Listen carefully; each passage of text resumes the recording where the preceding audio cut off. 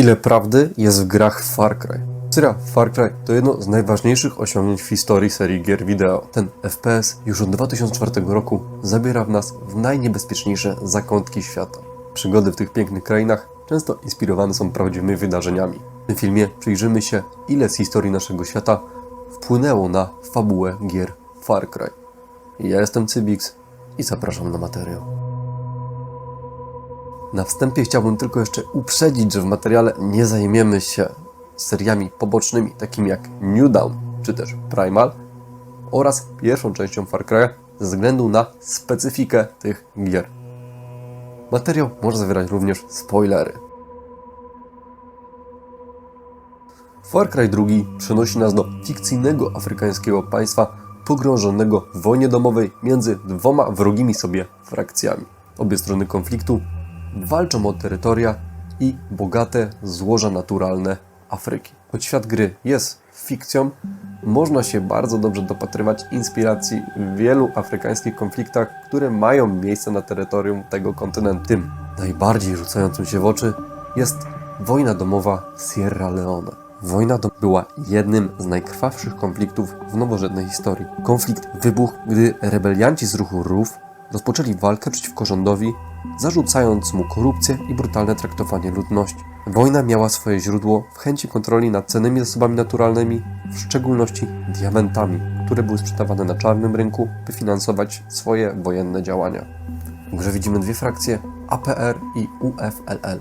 Obie frakcje, podobnie jak w konflikcie w Sierra Leone, walczą o kontrolę nad zasobami, tyle że tutaj różnicą jest to, że dzieje się to po tym, jak rząd upadł. W naszym świecie rząd Sierra Leone, niezdolny do poradzenia sobie z konfliktem, poprosił organizacje międzynarodowe takie jak ONZ, czy też prywatne wojska i firmy najemnicze o pomoc. Po niezwykle intensywnych działaniach militarnych i dyplomatycznych konflikt zakończył się zwycięstwem rządu, a wojna w Sierra Leone dobiegła końca. Far Cry 2 zaczerpnął z tego pomysłu wysyłania najemników, gdyż nasz protagonista również jest najemnikiem mającym na celu pomoc jednej ze stron konfliktów. Jednakże Ubisoft pokusiło się zrobienie tego inaczej niż miało to miejsce u nas. Zabieg ten miał na celu pokazanie, jak bardzo krwawe i brutalne konflikty mają i będą mieć miejsce na terytorium Afryki. Far Cry 3 zabiera nas na tropikalną wyspę, gdzie rządy sprawują piraci. Gra czerpie inspirację z problemu piractwa na Morzu Sulu i przyległych mu obszarów. Morze Sulu, leżące między Filipinami a Malezją, jest jednym z najbardziej niebezpiecznych miejsc na świecie, gdzie piraci i grupy zbrojne przeprowadzają ataki na statki handlowe. Piractwo na Morzu Sulu ma długą historię sięgającą czasów jeszcze przedkolonialnych. W przeszłości piraci atakowali zarówno miejscowe łodzie, jak i statki handlowe. W ostatnich dekadach piractwo w tym regionie stało się bardziej zorganizowane i brutalne. Grupy takie jak Abu Sayyaf, powiązane z islamskim ekstremizmem, prowadzą ataki na statki w celu okupu. Porwanie załóg stało się częstą praktyką, czego przykładem jest porwanie tankowca Braham 12 w 2016 roku, gdzie załoga została uwolniona po zapłaceniu okupu. Dodajmy do tego fakt, że leżąca obok morza cieśnina Malakka jest jednym z najbardziej ruchliwych szlaków morskich na świecie. Piraci Hojta działają wręcz w identyczny sposób, co też można zauważyć na kanwach fabuły Far Cry'a 3. Hoyt wraz z Wasem również porywają okręty handlowe, prowadząc swoją nielegalną działalność narkotykową i przestępczą oraz przeprowadzając liczne eskapady na pobliskie tereny i szlaki handlowe. Dodajmy do tego fakt, że piraci na Morzu Sulu nie uznają żadnych granic światowych, co oczywiście prowadzi do przypadków, gdzie bandy terrorystyczno-przestępcze siłą podporządkowują sobie lokalne społeczności. Tam za pomocą haraczy i terroru zmuszają ludność do niewolniczej pracy oraz ukrywania ich działalności. Rook Island z Far Cry'a nie jest inny. Piraci Hojta również terroryzują społeczność i kontrolują ich życie w ten sam sposób, jak ma to miejsce na Morzu Sulu. Z oficjalnych danych wiemy, że Rook Island znajduje się w pobliżu Indonezji, a więc założenie o pirackich rewirach na Morzu Sulu ma jeszcze więcej pokrycia w rzeczywistości. Far Cry 4 prowadzi nas do Himalajów i fikcyjnego państwa Kyrat, gdzie rozgrywa się brutalna walka z reżimem. Gra nawiązuje do wojny domowej w Nepalu, która swoje miejsce miała w 1996 roku do 2006 roku. Wojna domowa w Nepalu, znana także jako konflikt maoistyczny, była zbrojnym konfliktem między rządem Nepalu a komunistyczną partią Nepalu, tak zwanymi maoistami. Główne przyczyny wojny obejmowały biedę, nierówności społeczne, brak rozwoju kraju oraz korupcję i dysfunkcjonalność polityczną. Konflikt rozpoczął się od ataków na placówki polityczne i posterunki policji. Rebelia szybko zyskiwała sympatyków, a sam rząd nie był gotowy na walki z partyzantką maoistów. Tutaj można dopatrywać się początku Złotego Szlaku, który z podobnych pobudek rozpoczął walkę z wtedy panującym reżimem Kyratu, tak zwaną pierwszą wojną kyracką. Tak samo jak w grze i w naszym świecie doszło do masakry w Pałacu Królewskim. W 2001 roku zginął ówcześnie panujący król Birendra oraz wielu członków rodziny królewskiej. Nowy król Birendra wprowadził stan wyjątkowy i rozpoczął intensywne działania wojskowe przeciwko maoistom. W Far Cry 4 to Pagan Min doprowadził do rzezi w pałacu, samemu przejmując władzę oraz wprowadzając przy tym jeszcze większy zamordyzm i dyktaturę niż była. Doprowadziło to do II wojny kyrackiej. A jak Pagan w ogóle przejął ten pałac? Ano, jest to zaczerpnięte po raz kolejny z historii wojny domowej w Nepalu. Nepalski rząd podczas wojny wspierany był przez inne kraje, takie jak chociażby Indie, które obawiały się o to, że maoizm rozprzestrzeni się na pobliskie terytoria. W naszym Kyracie rząd był wspierany przez triadę Pagana oraz jego adoptowaną siostrę Yuam Lau. Dla tych, którzy nie wiedzą, triada to nic innego jak swoisty odpowiednik naszych mafii, tyle że na terytorium Chin. Rodzeństwo uciekło z Hongkongu, szukając bardziej stabilnego miejsca do życia niż niekończące się wojny gangów w Chinach. Konflikty w obu rzeczywistościach kończą się zwycięstwem rebeliantów. Przy czym w naszym świecie możemy mówić o zwycięstwie demokracji i wprowadzeniu rządów bez korupcji. Został przywrócony parlament, a kraj nie został wchłonięty przez Chińską Republikę Ludową. To ciekawe, państwo pozostało przy idei otwartego, zarówno gospodarczo, jak i światowo, bez wprowadzania komunizmu, pomimo że za sterami rządów stali maoiści. Tego samego nie można powiedzieć o Kyracie, bowiem wybór nowych władz tego kraju to wybór między fanatyzmem religijnym Sabala a ukrytą dyktaturą Amity. Moim prywatnym zdaniem jest to bardzo ciekawa koncepcja, pokazująca, że ten zły pagan, jak się doda 1 do 1, to wcale nie był najgorszym wyborem dla Kyratu. W Far Cry'u 5 gracz trafia do hrabstwa Hope Country, znajdującego się w stanie Montana. W hrabstwie rośnie potężny kult religijny prowadzący przez charyzmatycznego lidera Josepha Seeda. Problem sekt w Stanach Zjednoczonych jest problemem ciągnącym się od wielu dekad. Obejmuje on zarówno problem tych grup, które wciągają swoich członków i odrywają ich od rzeczywistości i społeczeństwa, oraz tych, które pod pozorem religijnego kultu tak naprawdę prowadzą swoje nielegalne działalności przestępcze. Far Cry'owskie bramy Edenu miały z czego czerpać, ale bez dwóch zdań największą inspiracją była sekta Gałąź Dawidowa. Sekta była odłamem adwentystów z dnia 7, założonym przez Wiktora Houtefa w latach 30. XX wieku. Grupa ta uległa licznym podziałom, a w latach 80. przywództwo przejął David Koresh, właściwie Veron Wayne Howell. David Koresh twierdził, że jest nowym prorokiem, głosił zbliżający się koniec świata. Przekonywał swoich wyznawców, że mają oni ważną rolę do odegrania w apokaliptycznej walce między dobrem a złem.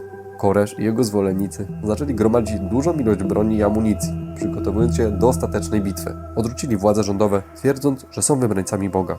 Wszystko to przyciągnęło uwagę federalnych organów ścigania. Brzmi znajomo, prawda? Wręcz dosłownie jak historia Josepha Seeda. No, może poza tym fragmentem o morderstwie swojej córki. Największy rozgłos sekta zyskała po wydarzeniach w Waco w Teksasie w 1993 roku. W lutym tegoż roku Wearer of Alcohol, Tobacco and Firearms, w skrócie ATF, przeprowadziło nalot na kompleks Gałęzi Dawidowej w pobliżu Waco w Teksasie, mając podejrzenia o nielegalne posiadanie broni. Nalot i próba aresztowania Dawida zakończyły się strzeliną, w której zginęło 4 agentów ATF i 6 członków sekty. Po nieudawnym nalocie rozpoczęło się 51-dniowe oblężenie prowadzone przez FBI. 19 kwietnia 1993 roku FBI przeprowadziło szturm na kompleks przy użyciu gazu łzawiącego, co doprowadziło do wybuchu pożaru. W wyniku pożaru zginęło 78 osób, w tym kobiety i dzieci oraz Dawid Korasz. W grze można powiedzieć, że mamy swoiste co by było gdyby sekta Davida rozrosła się do rozmiarów całego hrabstwa. Po nieudanej próbie aresztowania w Hope Country nie mamy oblężenia, a prawdziwą wojnę domową. Mając na względzie kanoniczne zakończenie Far Cry'a 5, nie wiemy, co tak naprawdę dalej dzieje się z bramami Edenu. Można zakładać z szczątkowych danych z Far Cry'a 6, że rodzinie Seedów nic nie udowodniono i mają się w najlepsze. A sekta dalej się rozwija i rośnie coraz to bardziej. Ciekawostką jest to, że jest to jedyna część Far Cry'a, w której odnosimy totalną porażkę i nikogo nam się tak naprawdę nie udaje uratować. Far Cry 6, wydany w 2021 roku, przenosi nas na wyspę Jera, gdzie toczy się walka o obalenie brutalnego dyktatora, który przypomina Fulgencio Batistę z rewolucji kubańskiej. Czym była owa rewolucja?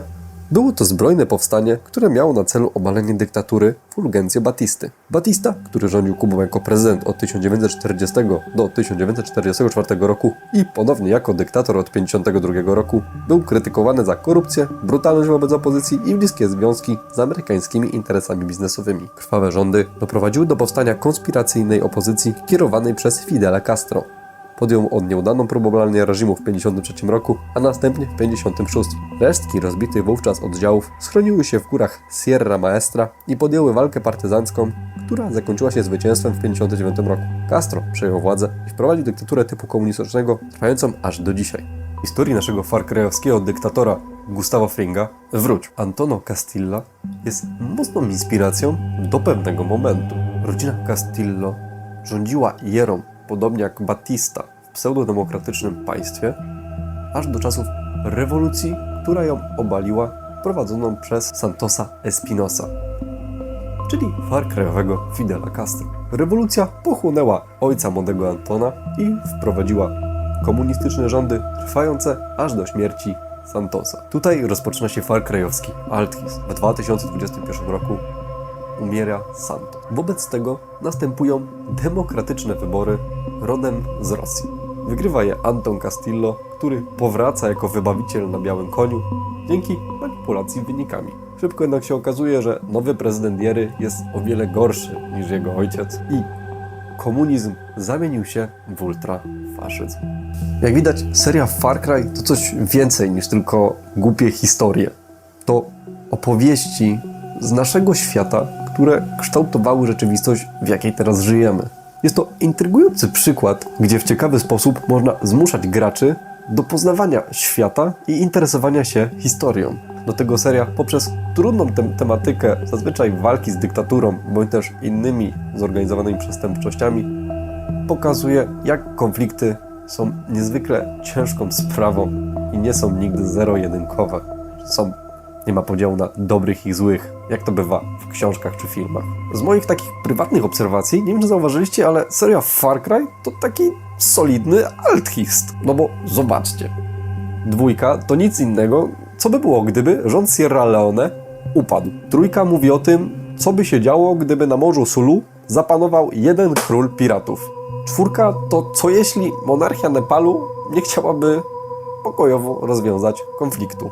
Oraz nie tylko, bo można tu mówić też o tym, co by było, gdyby rząd wspierała triada, a nie rząd Indii. W 5 mamy swoisty inny przebieg zdarzeń po aresztowaniu Dawida, który miałby o wiele bardziej rozbudowaną swoją sektę, niż miało to miejsce w naszej rzeczywistości. 6 to nic innego, co by się stało, gdyby władzę na Kubie przejął potomek Fulgencio Batisty.